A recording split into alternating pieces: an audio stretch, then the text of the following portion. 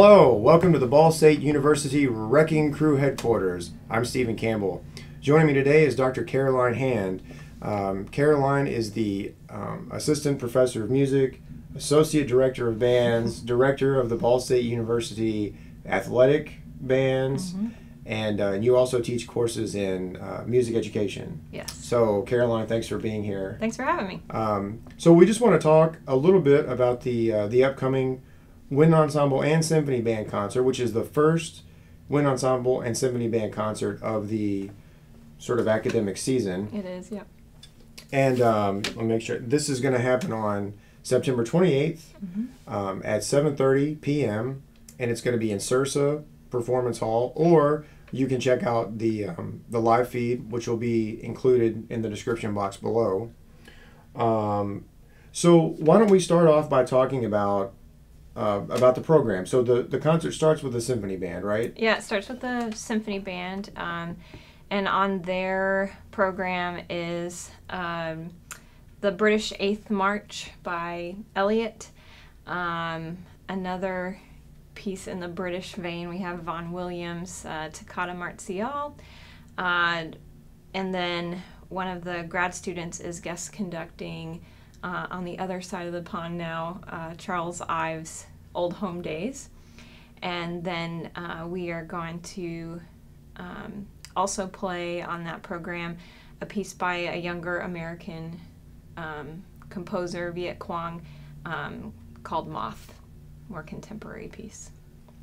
Very nice. So we've kind of got two sort of areas, sort of earlier wind ensemble music and then very modern. Yes, yeah. And then so who's conducting on that program? So like I said, one of our grad students is conducting. That's Ryan Lovell on Old Home Days. And then my typical assignment is with the symphony band, but our director of bands is on sabbatical this semester. Hi, Dr. Kaniva, if you're watching. So another one of our grads, Stuart Ivy, is taking the symphony band this semester and leading them through the semester's concerts. They sound great, so it should be a fantastic concert. It's a good group. It is. Yeah. It is, yeah. So that's great experience for them too. So, okay, perfect. And then there's halftime, and then wind ensemble is on the second half. Yes. And what are you? And so which you're conducting this semester? Yes, I am. So it is. We just passed Bernstein's 100th birthday. Yes, we did. And so there's been a lot of musical celebrations of Bernstein this year. We are also contributing to that we're starting out with the Overture to Candide, arranged by Claire Grunmond. And then from the Candide Suite, one of our grad student conductors, Austin Hinkle, is conducting Make Our Garden Grow, which is the finale from the suite. So we've got those two pieces as kind of our Bernstein tribute. And then we'll switch gears and go to kind of a really traditional staple cornerstone band work, and that's Percussion's Symphony for band. That's 4 movements. And then we will finish with yet another English piece. It's a piece that Gordon Jacob freely transcribed. The music is originally by William Byrd, so it's the William Byrd Suite, and we'll play 3 movements from that 6-movement work. And those are all taken from like virginal pieces, right? Yeah, keyboard instrument. That was Jacob found the music and wrote the piece in 1923, which was the 300th death date anniversary of William Byrd. So we think it was probably written for some sort of composer celebration or something. Yeah, and actually a lot of those pieces have been transcribed for various situations. I know there's a lot of there's like a brass quintet version, the brass quartet, several sort of brass ensembles, and then wind ensemble as well. You doing the Earl of Oxford's March? Yes. That's my favorite. Yes, we're doing that one. I hope you like it. Yeah. Has a lot of pomp. Yes. I love pomp. Yeah. And no one does that better than the English, I think. That's true. Yeah. Nobody holds their nose higher than that. Well, so it sounds like a fantastic program. Can you talk a little bit about, your ideas about designing the programs for the wind ensemble, or maybe the wind ensemble and symphony band? Sure. I think so.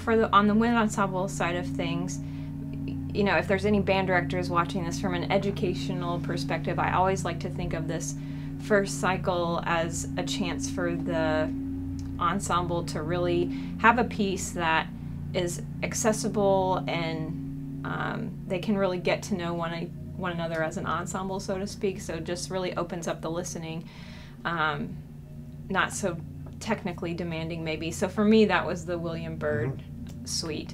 So that was the reason for programming that. Then, of course, with Bernstein's birthday being so close to the concert, I had to pick some Bernstein pieces. And then I always like to do a standard or something traditional, so that's how the Percussion ended up on there. It's a more challenging piece. It's a different kind of listening because there's a lot of bitonality, which means two different chords or two separate keys happening at the same time.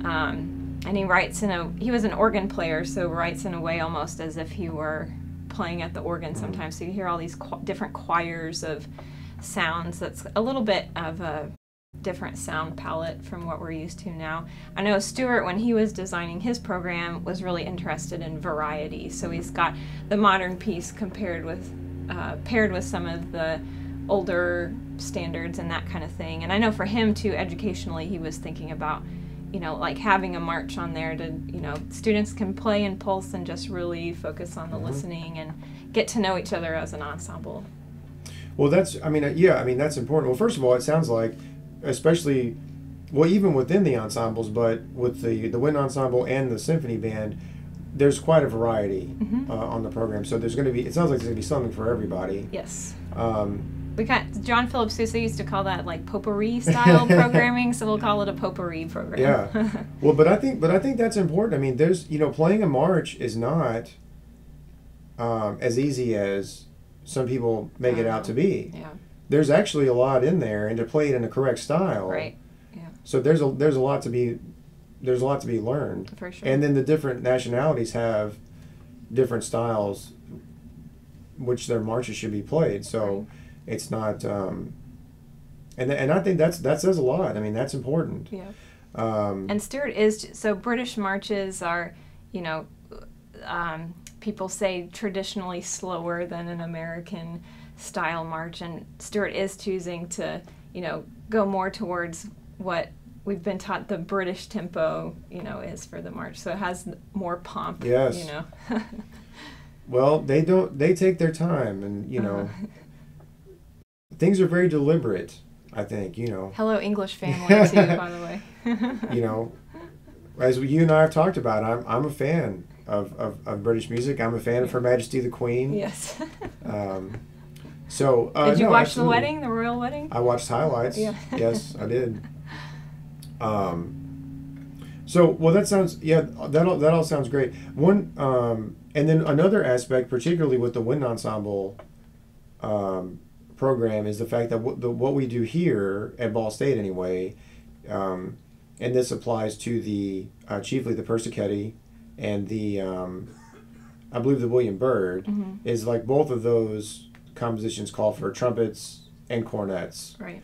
And if a piece calls for cornets, we play cornets. And so here we do that in the wind ensemble and also in the orchestra, because, well, I think for a variety of reasons.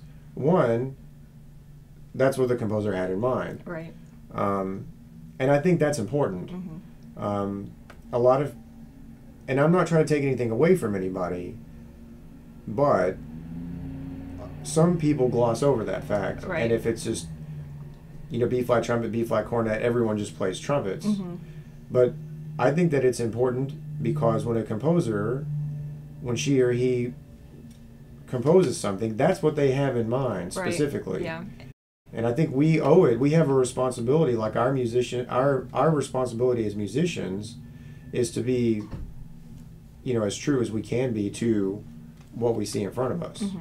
And the cornet has such a different timbre and color than the trumpet. You know, especially I think Percussion truly had that in mind because his colors are so specific in his writing. So that was really important to have the cornet voices in there. And then I think, you know, the William Byrd Suite, it's the whole British brass band tradition of having, you know, the different cylindrical and conical bores in the brass band. It was important to have that color as well. So that was sort of the thought process behind the decision to include it. And actually in the both Bernstein pieces, it calls for cornet and trumpets, but to me, that was a decision that a sort of more traditional band arranger made, whereas Bernstein didn't include cornets in the orchestra version, so we are not playing cornets in the Bernstein. Right. Well, it has to fit. Right. Yeah. And also, but there were some other things like that Bernstein's symphonic dances from West Side Story calls for a D trumpet. Mm-hmm. Nobody plays a D trumpet. Mm-hmm. You know, so I think there's having the responsibility to be true to what's in the script. There's also common sense, and there's also being reasonable. So, but I think if you, in terms of the cornets, that's kind of a big deal. I think because it's like, I kind of relate everything back to food because I like to eat. Sure. And it's like it's that depth of flavor. It's that seasoning. Right. I mean, you can make chicken salad, and it's fine, but if you put tarragon in there, then you're kicking it up a notch. Oh yeah. And that's quality. That's quality. So, and that's what we're after here. Yeah. So that's going to be a great program. Once again, it's September 28th at 7:30 in the evening. While we're here, why don't you mention something about the honor band? Sure. So every end of November, beginning of December, we host a high school honor band festival here on campus. This year, it's being held November 30th to December 1st. Our guest conductor is Isaiah Odajima, who's the Associate Director of Bands at Baylor University. The students come in on Friday, they rehearse all day. That night they get to hear a live Wind Ensemble Symphony Band concert and then rehearse again all day Saturday and perform an honors concert in our beautiful Sursa Hall on Saturday night. So if you're interested in auditioning for this group, that information is at bsu.edu/honorband. We'll include that link in the box, so you'll be able to just click on that. Great. And the deadline for auditions is October 19th. So go ahead and look at that website and check out the audition information. October 19th is the date. Is there a general, for someone who might be watching and you just pique their interest with the opportunity to audition? It's a video audition. It is, yeah. All the instructions will be there online. They can just read it. But is there something generally that we can just say really quick that basically everybody has to play? Sure. So the audition music, there's one excerpt that everybody will play. There's a second excerpt that's slightly more challenging. If you're interested in being the principal player, you should submit that excerpt as well. We just recommend, of course, practice and prepare your best, and then just get yourself into a relaxed, quiet environment with a neutral background, and just do your best and send us your video. Yeah, and this could be something that you could work on with your private teacher. If you don't have a private teacher, I would suggest getting a private teacher. If that's not an option, of course, you're welcome to email us, and we can try to help in some way. Mm-hmm. But that's a great opportunity for high school students to meet other high school students just like you, right, who are interested in being young musicians and young performers. So this is a great opportunity. So again, all that information will be provided in the description box below. So, okay, well, Caroline, this has been great. Thanks for talking about it. It sounds like a fun program. Hopefully you all will be able to join us on campus or check out the live stream. And we look forward to it. Yeah, thanks for having me. So thank you all for watching. Be well and go practice.